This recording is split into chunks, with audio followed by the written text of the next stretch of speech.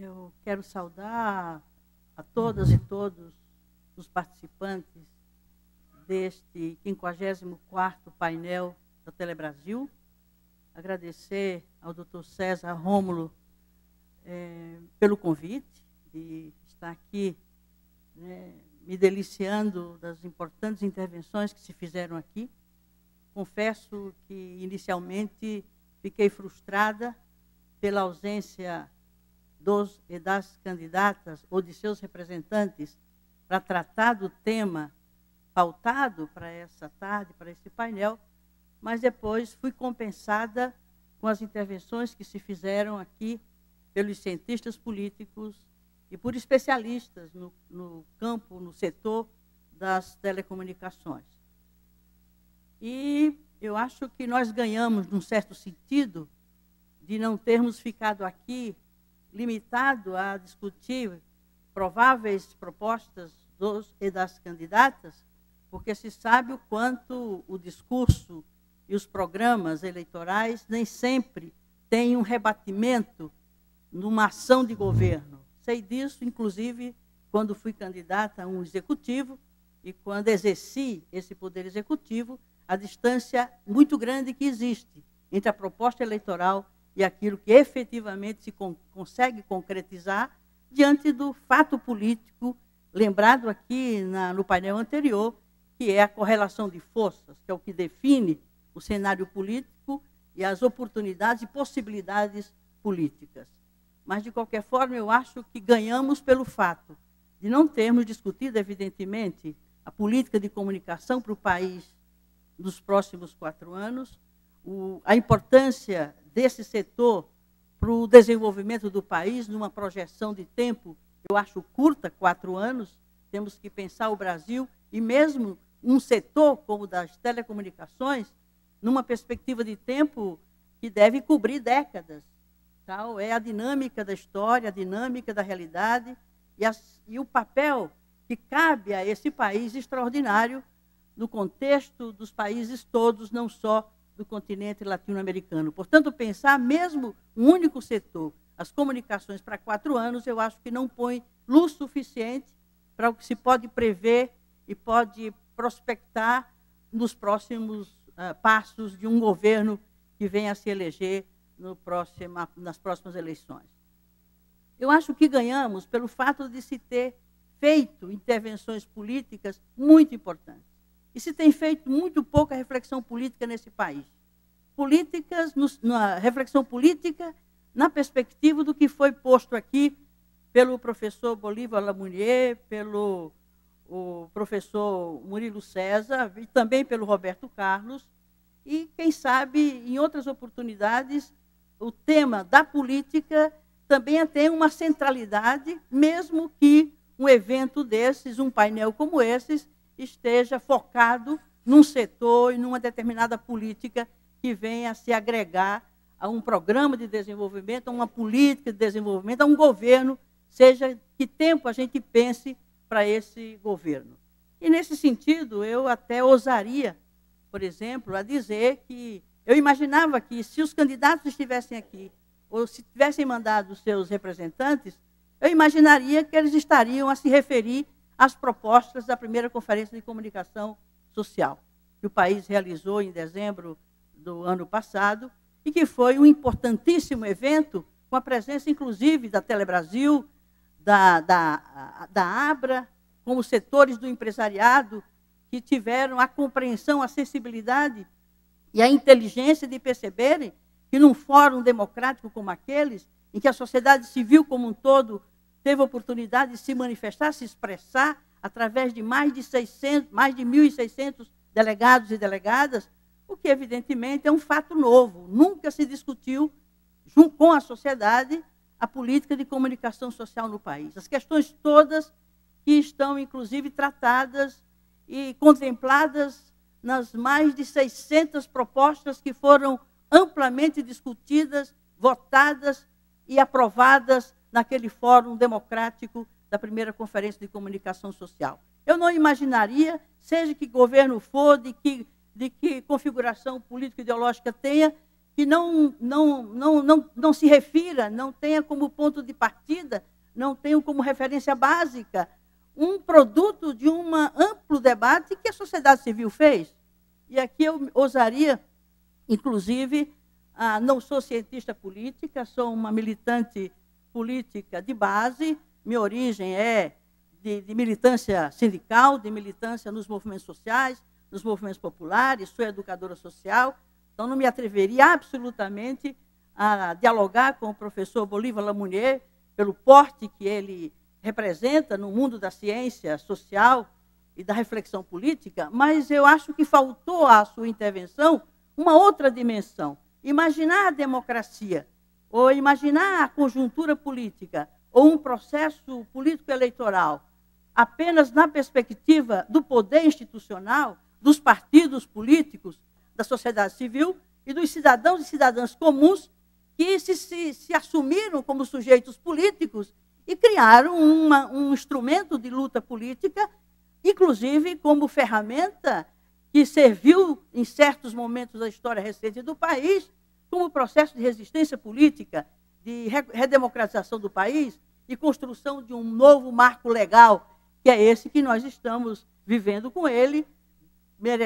exigindo ainda aperfeiçoamentos, inclusive o conceito de democracia. Eu não reduziria a análise e uma avaliação da democracia apenas pelas deficiências ou pelas virtudes da democracia representativa. Não se trata de valorizar mais ou menos a democracia representativa, mas eu não consigo enxergar e compreender a democracia representativa e o seu fortalecimento e a sua legitimidade e a força que a democracia representativa possa ter sem o contraponto ou sem a outra dimensão da democracia, que é a democracia direta, a democracia participativa, a democracia em que os cidadãos exercitam a sua condição de poder. O poder não somos nós que temos delegação institucional de representar o povo. O poder, a fonte dele é o povo, que é a fonte do poder quando delega a alguém o seu poder de representá-lo ou de governá-lo em qualquer instância de poder, em qualquer sociedade. Então, eu acho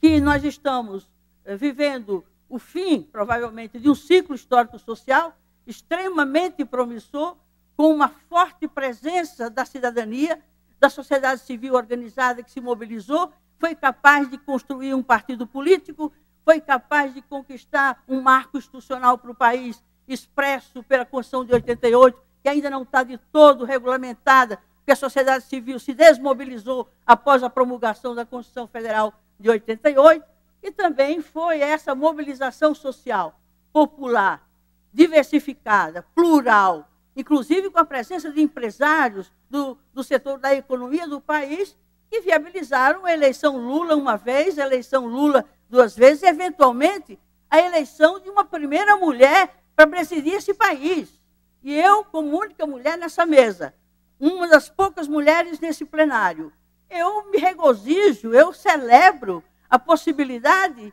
de ter uma primeira mulher presidente da República, até pelo fato, não é que é uma candidata que vem pelas mãos do Lula, ou por uma candidata simplesmente por ser mulher, mas porque uma sociedade em que mais de 50% dela é constituída de mulheres e mais de 50% dos eleitores são mulheres, não se pode dizer que se tem uma democracia plena, quando nunca na história republicana desse país, uma representante desse largo segmento da sociedade brasileira nunca ascendeu ao espaço de poder que é a presidência da República. Eu, como mulher, como cidadã e como militante política, eu me regozijo por isso. E não acho que ela vem simplesmente por uma mera transferência de votos do presidente Lula. Ela é uma mulher que tem uma história, tem um antecedente generoso de luta e de participação na conquista, na reconquista da democracia em nosso país. Quanto ao Murilo, eu me identifiquei muito com as suas posições, até porque tive uma participação ativa, intensa, e durante a conquista e a construção e realização da primeira conferência de comunicação, e estão lá as bases, a partir das quais qualquer candidato a presidente da República terá necessariamente que se referir àquela proposta. Se não tiveram ideias melhores, mais brilhantes, para porem nos seus programas, que não o façam, mas não vão poder ignorar, simplesmente desconhecer o produto daquela conferência com a representatividade que ela tinha, inclusive com a presença dos empresários, uma parcela desse empresariado. Inclusive, aproveito para celebrar a presença desses empresários que estiveram naquele fórum democrático e que foi graças à presença desses empresários, da Telebrasil e da Abra, que a gente conquistou muitas posições, muitas ideias, muitas propostas que estão consubstanciadas no relatório final da primeira Conferência de Comunicação. E, por último, para o professor Roberto Carlos Almeida, Alberto Carlos Almeida, pela sua exposição, a sua posição a respeito da questão tributária, eu diria que nós ficarmos simplesmente dizendo: tem muitos impostos, tem que diminuir os impostos. Temos que aumentar ou diminuir as alíquotas. Isso é muito pouco, porque o que está viciado, o que está imperfeito é o sistema tributário. O sistema tributário tem que ser repensado na perspectiva de justiça fiscal, através de um sistema tributário capaz de distribuir renda,